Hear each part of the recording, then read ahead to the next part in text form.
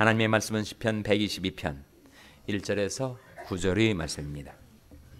사람이 내게 말하기를 여호와의 집에 올라가자 할 때 내가 기뻐하였도다. 예루살렘아 우리 발이 내 성문 안에 섰도다. 예루살렘아 너는 조밀한 성읍과 같이 건설되었도다. 지파들 곧 여호와의 지파들이 여호와 이름에 감사하려고 이스라엘이 전례대로 그리로 올라가는도다. 그의 판단이 보좌를 두셨으니 곧 다윗집의 보좌로다. 예루살렘을 위하여 평안을 구하라. 예루살렘을 사랑하는 자는 형통하리로다. 내 손에는 평강이 있고 내 궁중에는 형통이 있을지어다. 내가 내 형제와 부모를 위하여 이제 말하리니 내 가운데 평강이 있을지어다. 다 같이 읽으시겠습니다. 여호와 우리 하나님이 집을 위하여 내가 내 복을 구하리로다. 아멘. 할렐루야. 서로의 평강의 복을 기원하는 마음으로 샬롬 인사 나누시기 바랍니다. 샬롬. 추운 겨울 아침인데 토요 새벽 기도에 잘 나오셨습니다. 내일이 주일날입니다. 내일을 준비하는 오늘이 되시기를 바랍니다. 우리가 읽은 시편 122편 1절 앞에 보면 그 시편에 대한 소개가 나오죠. 다윗의 시, 곧 무슨 노래라고요? 성전에 올라가는 노래. 이스라엘 백성들에게는 1년 새 절기, 바로 유월절과 오순절과 그리고 초막절에 예루살렘 성전에 올라가서 하나님께 예배를 드렸습니다. 그러니까 이스라엘 백성들이 예루살렘 성전을 향하여 하나님을 배우려고 순례기를 행할 때 그때 성전에 올라가는 노래로서 바로 이 노래를 불렀다는 거예요. 우리 모두도 천성을 향해 나아가는 순례자들입니다. 하늘의 성전에 하나님을 배웁기 위하여 나아가는 순례자의 노래가 우리에게 있습니다. 나의 나그네된 집에서 주의 율례가 나의 노래가 되었나이다. 뭘 노래할까? 노래 가사도 모르는데 뭘 노래할까? 노래의 제목도 모르는데 우리에게 노래의 가사, 노래의 제목이 주어졌죠. 나의 나그네된 집에서 주의 율례가 나의 노래가 되었나이다. 주의 의로운 규례를 인하여 내가 하루 7번씩 주를 찬양하나이다. 보라, 하나님은 나의 구원이시라. 내가 의지하고 두려움이 없으리니 주 여호와는 나의 힘이시며 나의 노래시며 나의 구원이심이라. 뭐가 나의 노래라고요?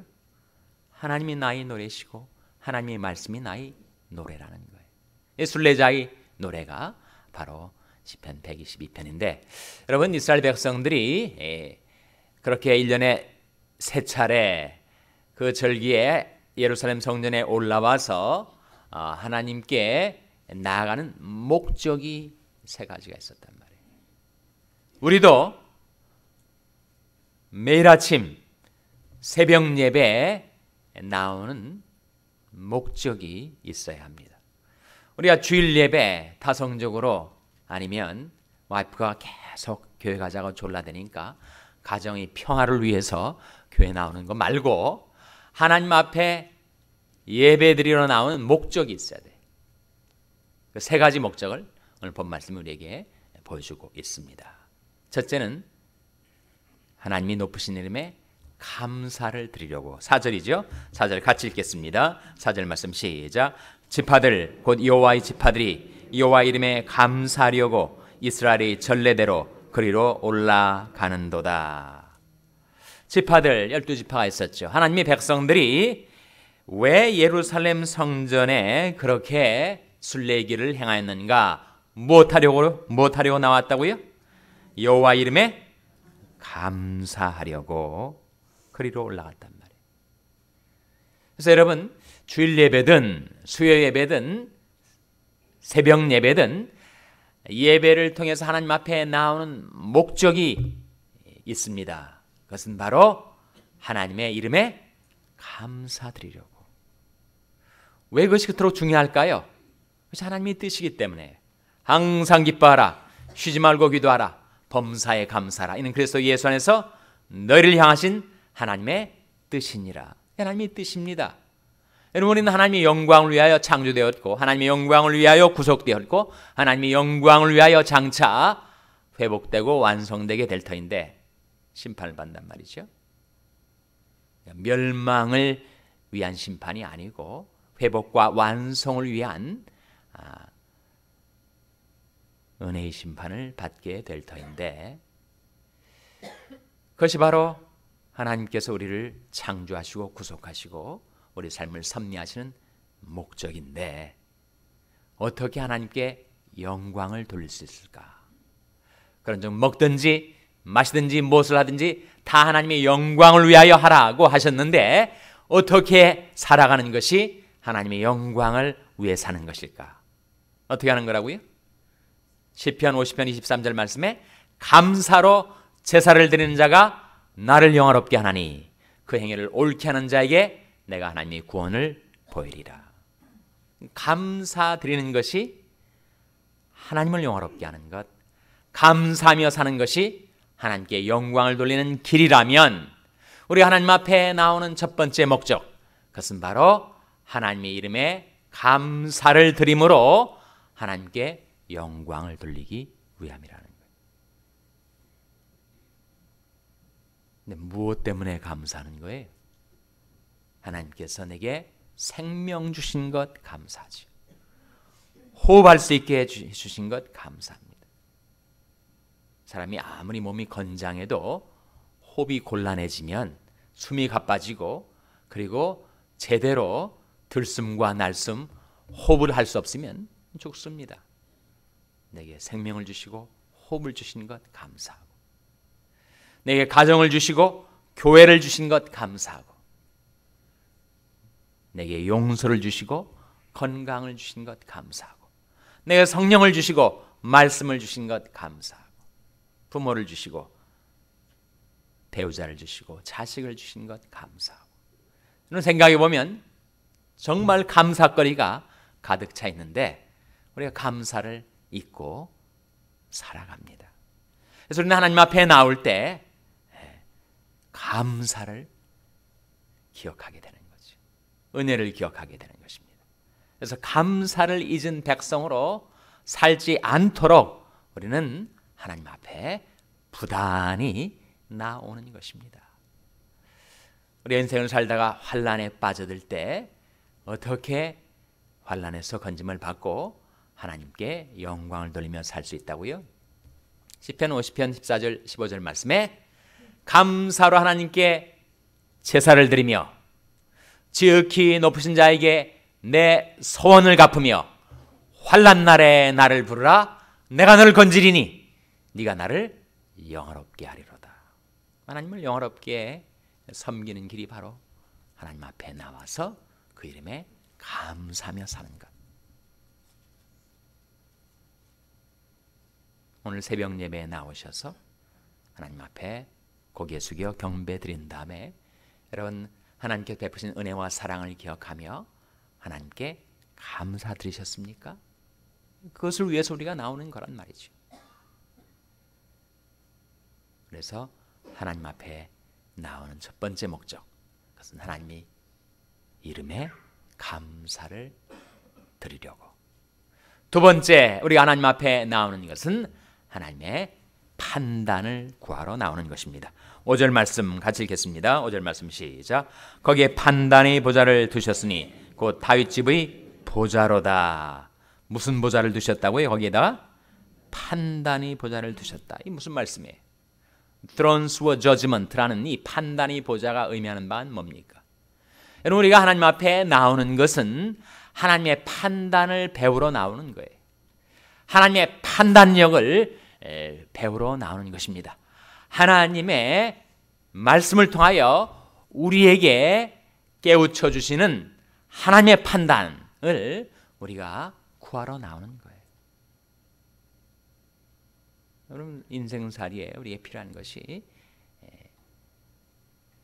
바른 사리 판단이 아닙니까?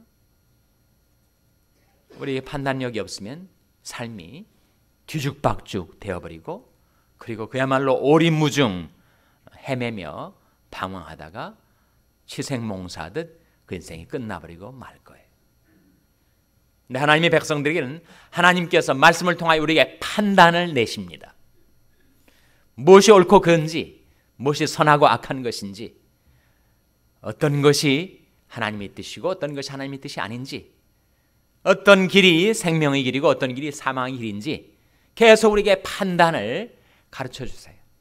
너희 소자들아 내게 나와 들으라. 내가 여호와 경외함을 너에게 가르치리로다. 그래서 우리 하나님 앞에 나오면 하나님의 말씀을 통하여 우리는 하나님의 판단을 배웁니다. 그걸 미시파트라고 해요. 미시파트. 샤파트란 말이 to judge, 판단하다는 말인데, 그 판단이 내용, 판단이 결과물을 가지고 미시파트라고 해요. 그러니까 우리가 신앙생활을 할 때든 가족과의 관계든 교인들과의 관계든 직장에서 세상에서 사업을 하는 일에 있어서든 거기에 하나님의 판단이 우리에게 임하면 그 판단을 따라 행할 때 우리는 형통한 자의 삶을 살 수가 있어요. 하나님의 판단이 무엇인지, 하나님의 말씀이 무엇인지, 사리 판단이 무엇인지를 우리가 알지 못한다면 우리는 정말 방황하며 헤맬 수밖에 없습니다. 하나님이 인정하시는 길이 무엇인지, 하나님이 옳다 여겨주시는 그 판단이 무엇인지를 우리가 배우는 것이죠.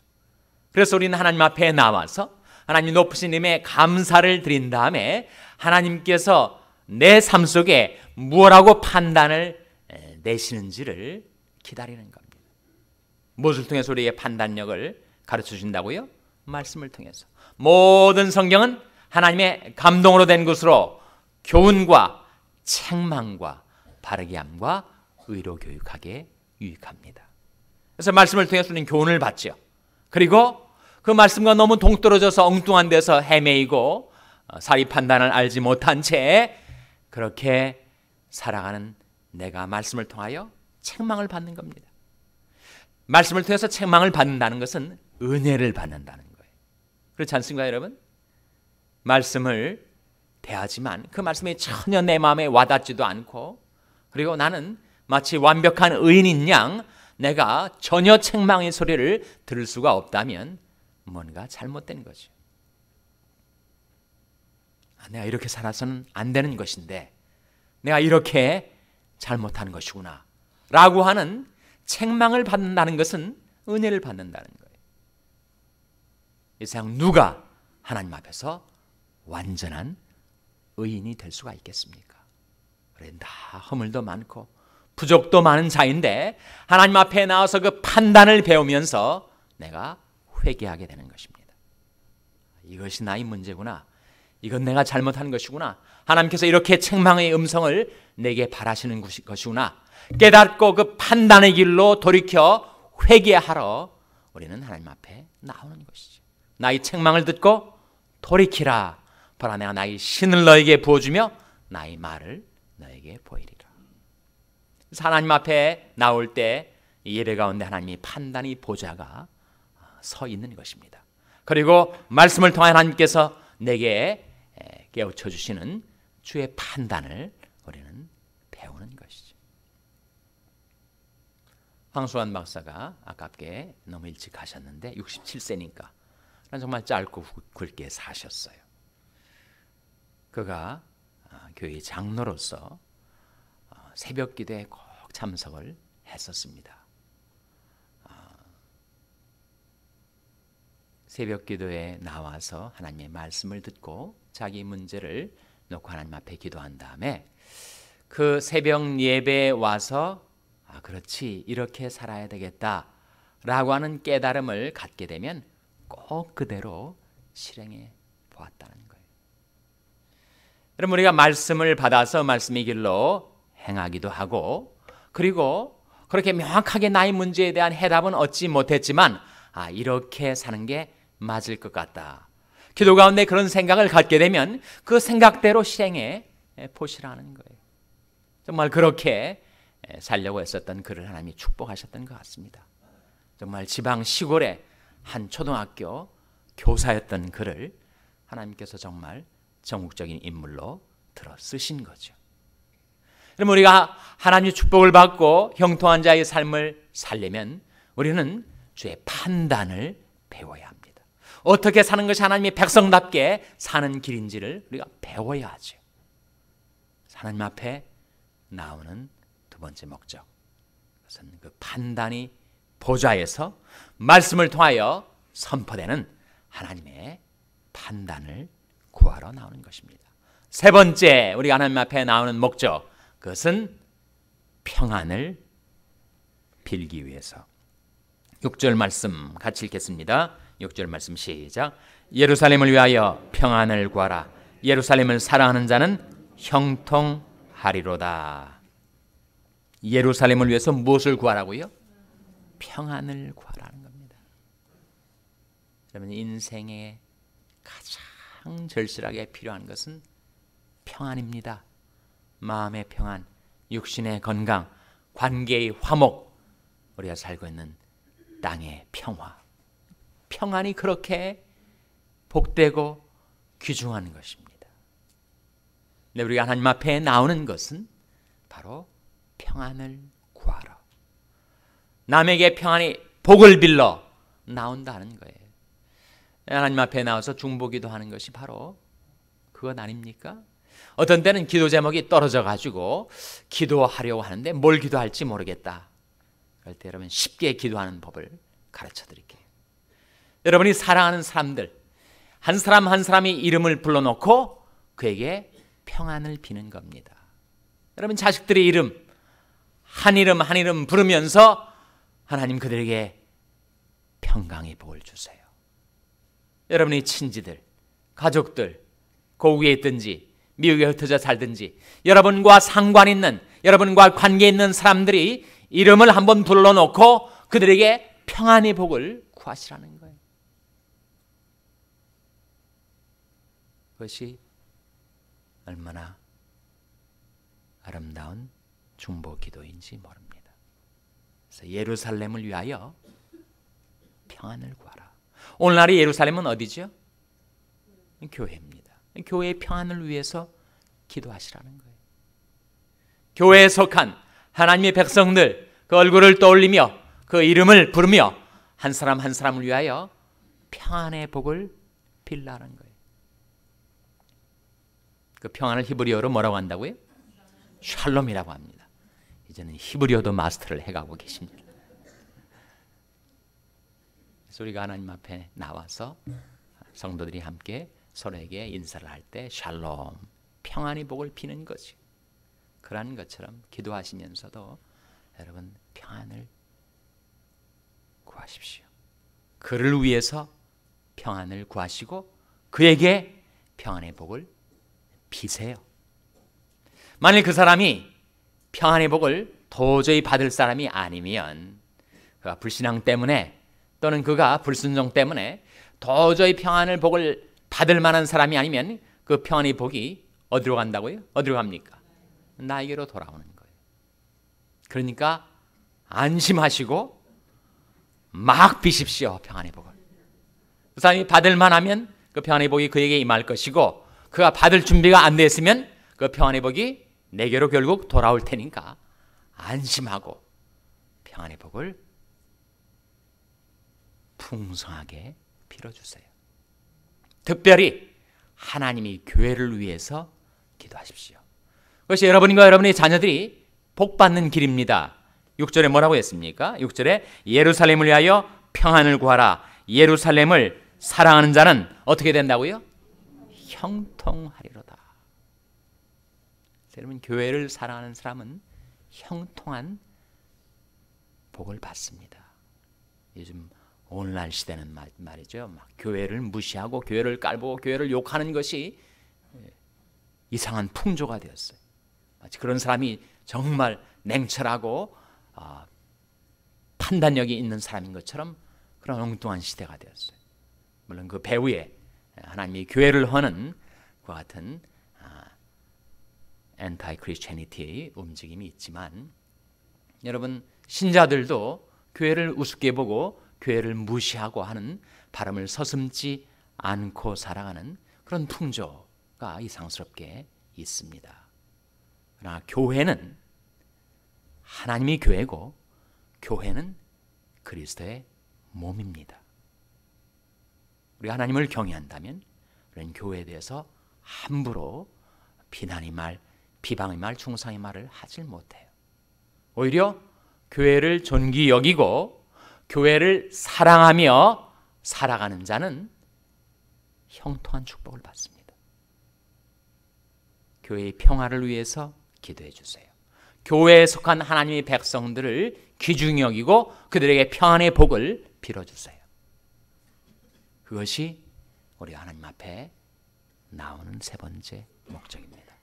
오늘 본 말씀이 우리에게 일러주는 이 순례자의 노래 가운데, 이 성전에 올라가는 노래 속에서 우리가 하나님 앞에 주일 예배든 수요 예배든 새벽 예배든 하나님 앞에 나오는 세 가지 목적을 우리가 배웠습니다. 첫 번째 뭐라고요? 하나님의 이름에 감사를 드리려고. 두 번째 뭐라고요? 하나님의 판단을 배워 그 판단을 따라 살기 위해서. 세 번째 무엇입니까? 평안의 복을 빌기 위해서. 풍성한 평안의 복을 자신을 위하여, 자신의 가족들을 위하여, 교회를 위하여, 남을 위하여 구하셔서 하나님께서 여러분의 삶을 형통케 해주시기를 주님의 이름으로 축원합니다. 기도하시겠습니다. 오늘 말씀